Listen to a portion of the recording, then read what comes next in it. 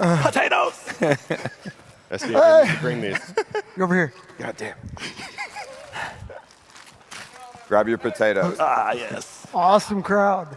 That's uncomfortable. Hey, everybody. So welcome to Memetic Warfare. Today we're going to be talking with I've convened some of the top minds in Bitcoin for you. Very special. You're very lucky to be here, honestly. Left side of the curve. It's a privilege. It's a privilege, really. Something about, I was thinking about like the Russia-Ukraine conflict, essentially, and there was, a lot of talk recently about like World War III and what does World War III look like. There's this quote that I'm really fond of by Marshall McLuhan, who's pretty much the father of media theory, and the quote is that World War III is a nonstop guerrilla information war where there's no distinction between military and civilian participation. And when I say that, I think everybody in the room kind of feels that we are currently living through that. And so the informational landscape is full of memes. We're sort of going through the fourth turning. Things are open right now. There's a lot of new ideas flying around, and the way that humanity propagates itself through genes, through our DNA, we also propagate ourselves through memes, through our ideas. Some of these ideas are so deeply embedded that we don't even understand that they are memes, but something like Christianity, for instance, or the Golden Rule is in itself a meme that has been traveling with humanity as long as our genes have been traveling with humanity. So, Greg, do you have any thoughts on that?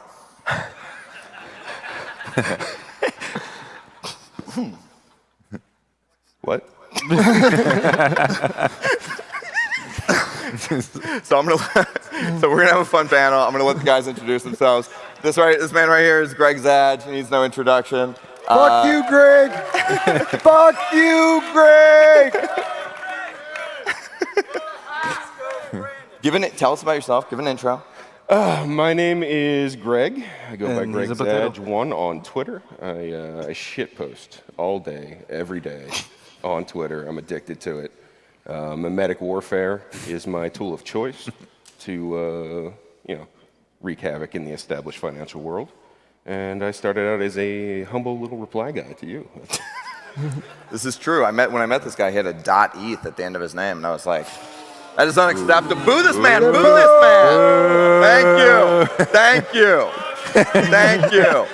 Oh, that was close. That was close. Next, we're going to be moving over to Chair Force Hoddle here. Go ahead and introduce yourself, sir. Well, I've since been, kicked off of Twitter with that handle. If you're memeing correctly, you will own 2 or 3 or 4 accounts. It's now chairforce_BTC. So I served 20 years in the United States Air Force. My name alone is a meme, Chair Force. Other branches of the military like to call us that, and I embraced it. I started a year ago as Chief Shitpost Officer at Bitcoin Magazine. And then I graduated from that to shitposting for the conference and marketing on the conference. And I'm also the creator of Laser Ray to 100K. I always thought it meant you owned a lot of chairs or something, and I was like... A lot of people thought it was from the Pierre Ricard conversation about selling all your chairs. Next, we're moving over to Nico. Nico, introduce yourself. What's up, everybody? I'm Nico, BitVault7 on Twitter. We host our show is one of the only shows, Bitcoin shows, not only the only show that does a meme review. So we review their memes on our show, and we give them scores, like potatoes. That's what I do. This is my co-host, Phil. Next, we're moving over to Coin Icarus. Go ahead and introduce yourself. I am the co-host of Simply Bitcoin, but really just a shit poster and pleb, Taco Carnivore Bitcoin pleb. And just want to give a shout out to the zoo. And open source memes. And we got Big Sean, last and least. I put the and instead of the but. I'm just Mo, you went after.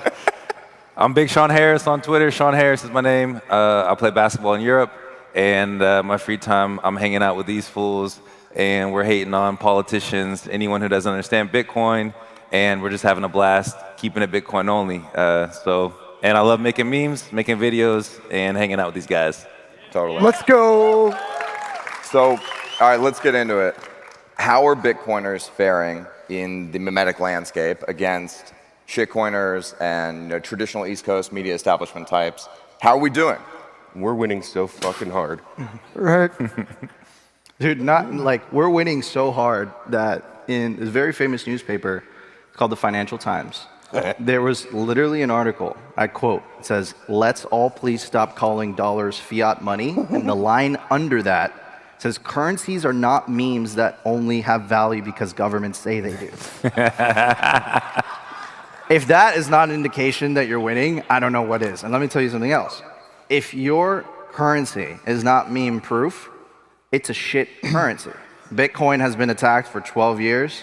It's survived.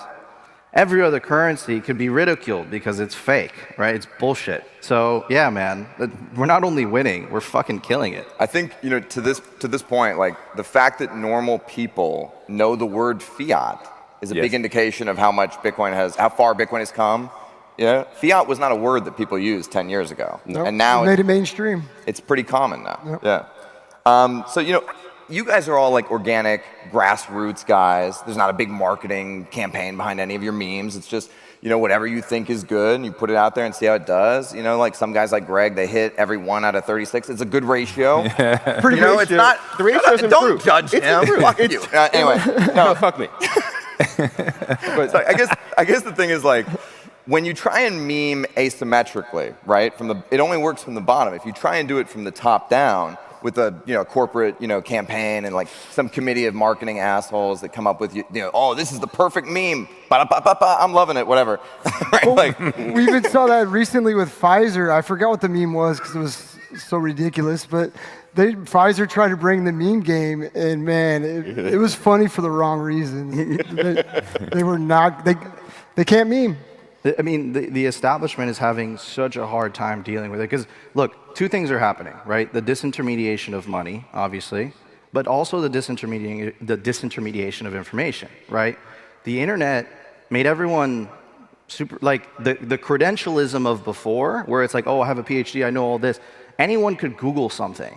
In 5 seconds, they could check it. So it really changes everything. And what we're witnessing, right, is two different narratives. You have the official narrative, right, and then you have the reality. And it's just this epic clash, and memes essentially function in this hand-to-hand narrative trench warfare that we're all experiencing. If you're at least on Twitter, memes are essentially artillery shells in this war, right? And it's what American Huddle was talking about earlier. This is not a kinetic war. This is not a war of bullets. This is an information war. This is a war to win over hearts and minds, right? And memes play such an essential role in this memetic warfare. Yeah, and I think on top of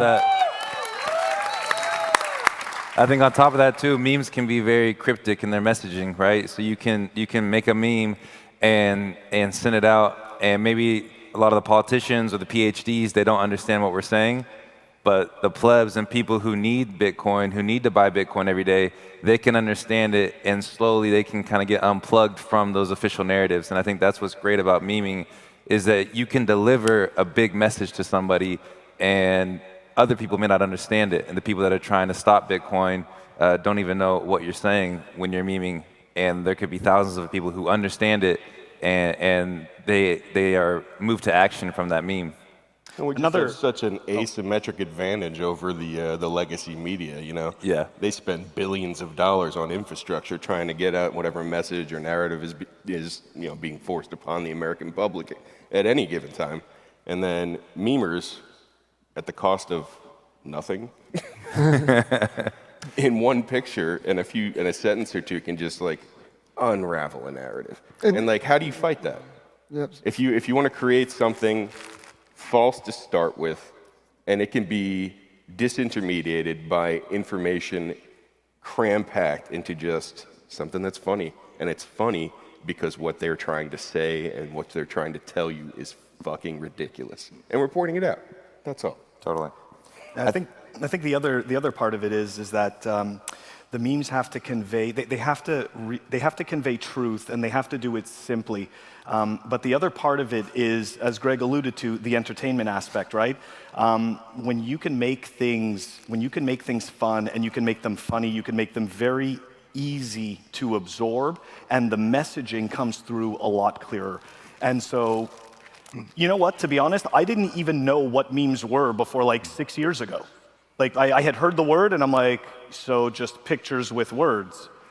No joke. Like left side of the curb, that's where I'm at, you know, pictures with words that tell me a whole story.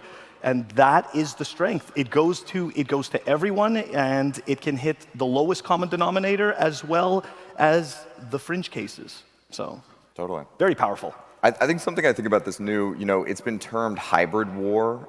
Essentially, it's, the combination of economic, cyber, informational. And when you put out, like, let's say, like when there's an actual cyber attack, right? And that malicious code gets sent wherever it gets sent, it can ricochet back on you, right? So, like, I want to talk sort of about, like, what is with great meme comes great responsibility, right? So it's like, how do you guys think about this? Because once you put it out into the wild, it's going to grow and become this thing that you maybe didn't intend, right? And then who knows where it goes from there. So, like, how do you sort of, gird against that? Do you think about it? Like, do you care? Or is it just like, hey, bro, that's the internet. Once I fucking do it, it's out there and it lives and it is what it is, Let's ask the creator of 100, Yeah, you guys laser have a rate good to story. 100K.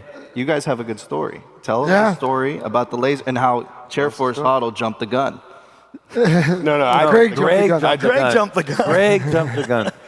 Long story short, stole it, But it's Matt Odell's fault. But wait, hold on. Always Give blame Odell. give a little bit of context. Okay, so the laser rate to 100K, it literally spread around the world to the point that the president of El Salvador, president of a sovereign country, did the laser rate.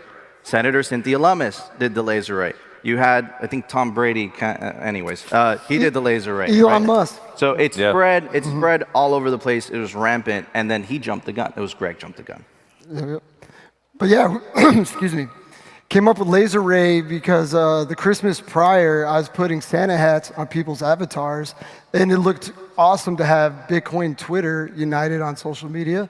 Yeah. So myself, the Meme Factory, we came up with the concept of putting laser eyes on avatars, and we needed a starting point. Once we broke 50,000 US dollars for the first time, we pumped it out to Twitter. American Huddle helped with that as well. And yeah, the rest was history. But again, it's the cyber hornets, as Michael Saylor called it, and created another meme of his own. When we swarm, you see a bunch of laser eyes, and we look like a lot of crazy cultists. We probably are, but it's awesome. And the beauty of it is that they don't know how to deal with it, because it's the Bitcoin is bigger than all of us, right? So when they deplatform someone on YouTube, they deplatform someone on Twitter, it's hilarious because unlike all the credentialed guys, they're like, oh my God, I lost my account.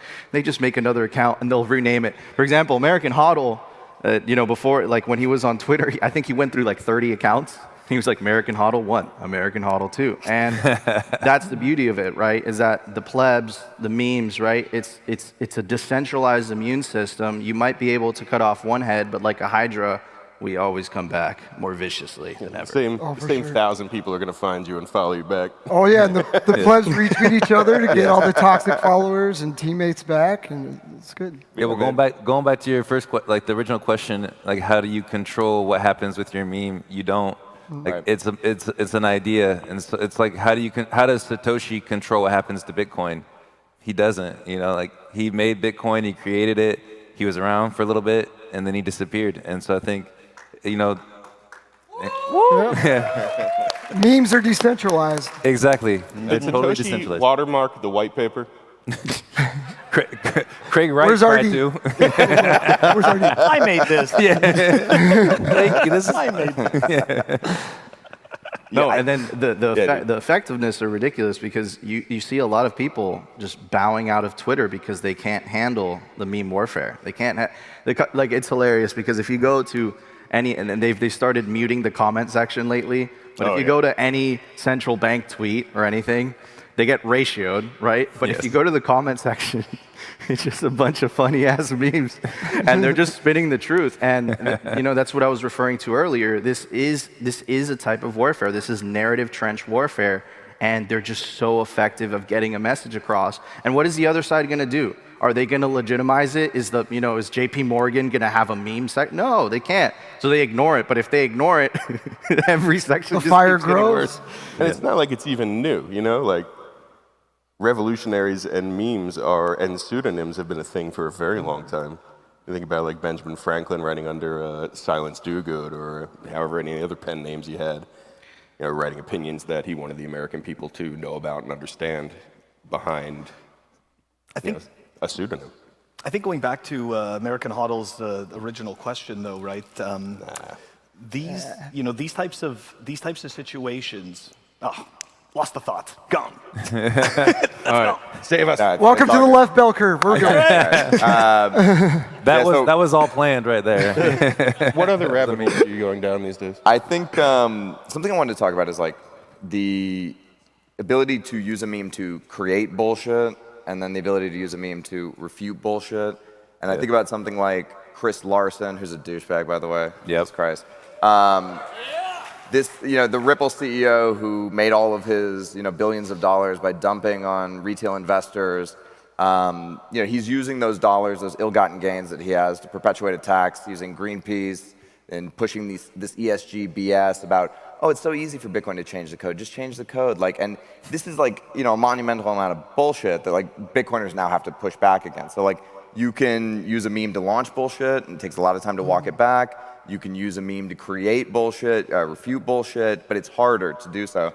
And so I don't know, how would you guys think about going against something like that? Well, it's much harder for them, right? Because, and I forget, this isn't my original thought, but I saw this on Twitter, and it was a very powerful message, and it said, if social media, the internet existed back in 2003, we would have not gone to war with Iraq. And when I see with what you mentioned with Chris Larson, right, is the fact that he's using the traditional legacy rails, to the media, whatever, to try to set a narrative. But now in the age of the internet, it doesn't work.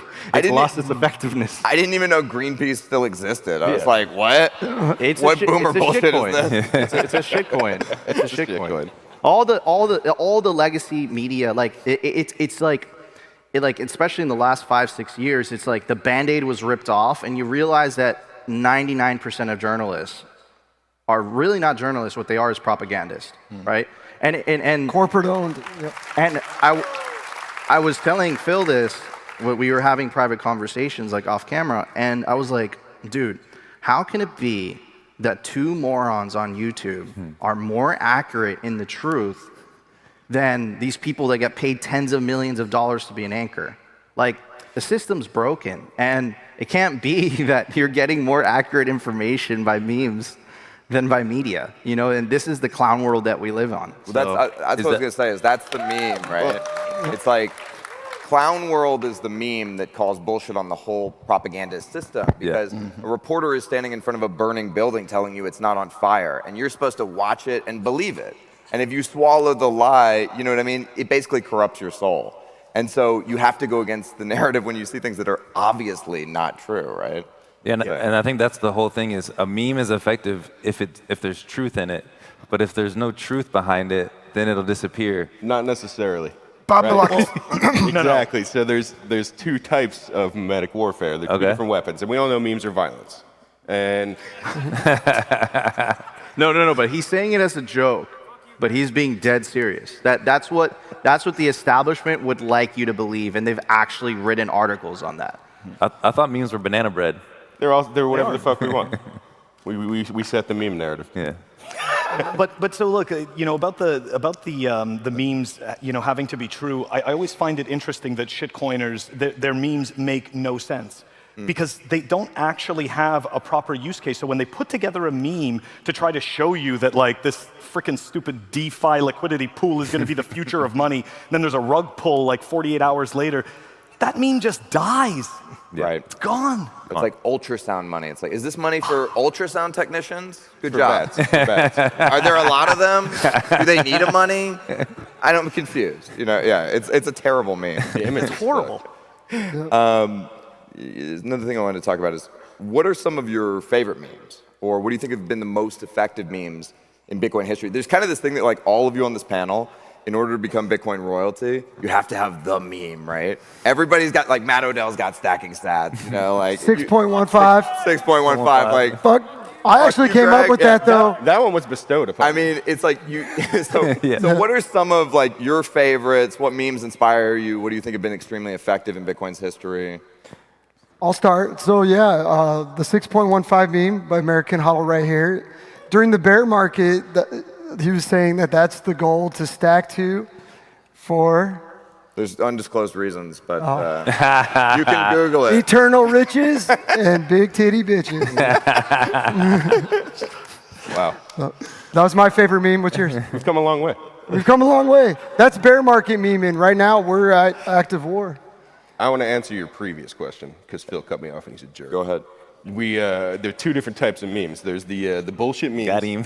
And there's the truth memes, and they both serve their own purpose. So if somebody's spewing bullshit at you, that's when you need a meme that's based in truth and simple enough for somebody like me to understand.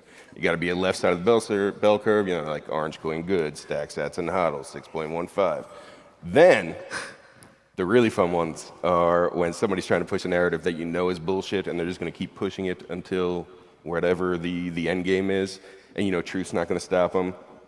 That's when you hit them with a fire hose of bullshit. So stuff like Bob Malacca's sending out tweets about Honduras, you know, doing their own CBDC or Bitcoin standard.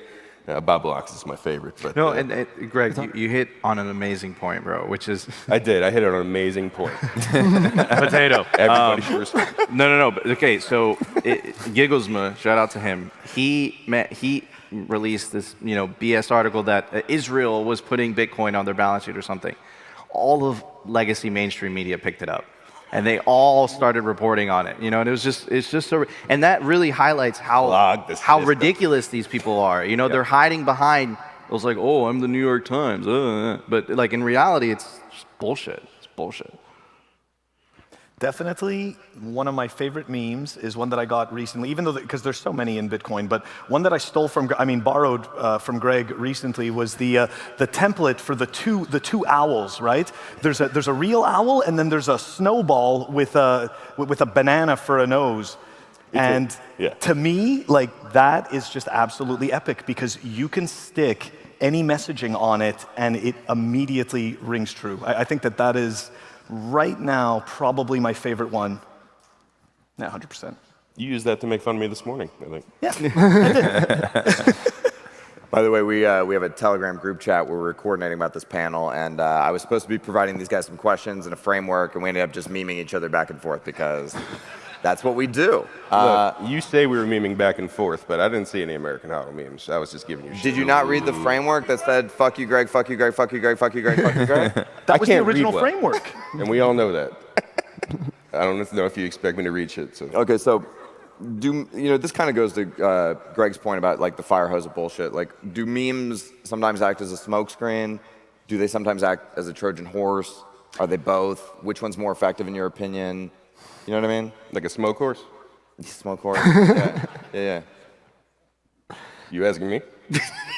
Trojan screen. Sean? Whoever would like to answer.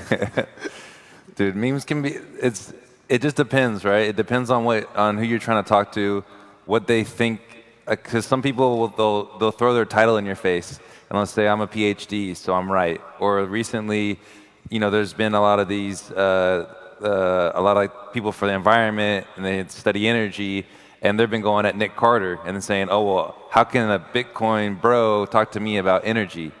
And so I think a lot of times, even Nick Carter's articles, those can be somewhat of a meme because he doesn't have those titles, but he has the work. He has the proof of work. And so I think that's the difference is it just depends on who you're going at, who you need to meme or who you want to meme. And like if you're just memeing your buddies, it's different than if you're memeing someone who's telling lies. Back to the sort of favorite memes thing. Like I think to myself, I think about what a great meme is, and like one of my favorites is Matt's, which is stacking sats. Yeah. I think stacking sats is phenomenal for like a number of reasons, which is it's alliterative, like it's very easy to remember. It turns hodling from a passive activity to an active activity, and it skips over this sort of unnecessary war we were going to have about the denominator, which may have been bits, and then we need to do another change to sats, and it just goes straight to sats. So the community doesn't have to have this, So it's like it's this multi-layered, like super dense, amazing meme that will outlive Matt. Like it will be here forever. It'll be here as long as HODL, or I think 21 million Bitcoin is a meme that's going to last forever. How do you think about creating something like, because for me, like when I was memeing, this was the thing that I always wanted. I always wanted something that would outlive me, something that was like so good. And I feel like I did okay, but I never quite reached that bar. And like, how do you guys think about that? Oh, I'm just a stream of consciousness. It's not. It's just Nothing's gonna live. It's like, I'm a vessel. Nothing's gonna live. I'm just a vessel. vessel, bro. I'm a vessel for shit posting. through me, man. The shit flows through. I took a pregame dump. That's why I'm doing so well. it's just so it's so potato. I tweeted about it. It's just so interconnected with internet culture, and I guess the only comparison would be back in the revolution. I mean, in my head. Back in the Revolutionary War, right, they had, the pamphlets, right? This is the internet's form of pamphlets. It just happens to have a little bit more humor in it. And what Big Sean was saying, right, a meme is a universal language, and if it's not true, it's not universal, because you kind of have to understand it, right? And you kind of have to, if it's not a universal truth, then it's like you need to buy into the narrative, you need to buy into a story. So yeah, man, I think they're an offensive weapon, for sure. Absolutely. I'm definitely offensive. Yes, you are. On purpose. I think it definitely goes back to who your audience is. I mean, I'm a part of some different groups on Twitter for memes, and there is a lot of stuff I don't understand what the hell is going on. Like, I don't get them at all. But when it comes to memeing in terms of using it as a Trojan horse or a smokescreen, I think it really depends on the audience, how they take it. Because you may create a meme as a Trojan horse, but it may end up getting interpreted as a smokescreen. It goes back to what we said at the beginning. Once you put that meme out there, that's it. It has a life of its own, and it's just going to go off. So yeah, stream of consciousness. I never think of any of this. I just put it out there and hope to God that people get it. You guys have probably all noticed that when you put a lot of effort into a meme, it's shit. It's Yep. terrible. Yes. Terrible. Yes. Every single Absolute time, right? truth. Yes. The best memes come when you're sitting on the toilet and you're just like, yeah, bro, fucking banana bread, bass end. Don't give away our secrets. Queer crop head. Every time I've ever tried to think, oh, I'm gonna create this great meme. I remember one time I worked on something for an hour and I sent it to Matt Odell and he was like, this is fucking cringe, dude. And I was like, it is. It is. You worked on it for hours. Was it a still frame or was it a motion? It was a word thing, and it was. That's fucked up. You worked for an hour on the But you know what? I needed to hear the feedback. You know what I mean? I didn't see the meme. I couldn't give you feedback. You want to show it to me? No, Matt gave. I'll tell you a remember. meme too that like really switched my mind. It's the Morpheus and Neo one where Neo goes, so you're telling me Legendary that, meme. right? Like that I'll be able to trade my Bitcoin for millions, and then Morpheus goes, I'm telling you that when you're ready, you won't need to trade it for dollars, right? And so I think that totally flipped my mind about Bitcoin. Because I think, and that flipped my mind on memes too, because like, oh, you can actually learn something from these things, you know? It's like, And that one will stick around as long as Bitcoin, yeah. So to Huddle's point, the memes that'll stick around, because now I'm all about laser eyes until fiat dies. yep. So Yeah. if we meet that milestone, then Bitcoin's probably gonna be boring because everyone in the world is gonna use it. Totally.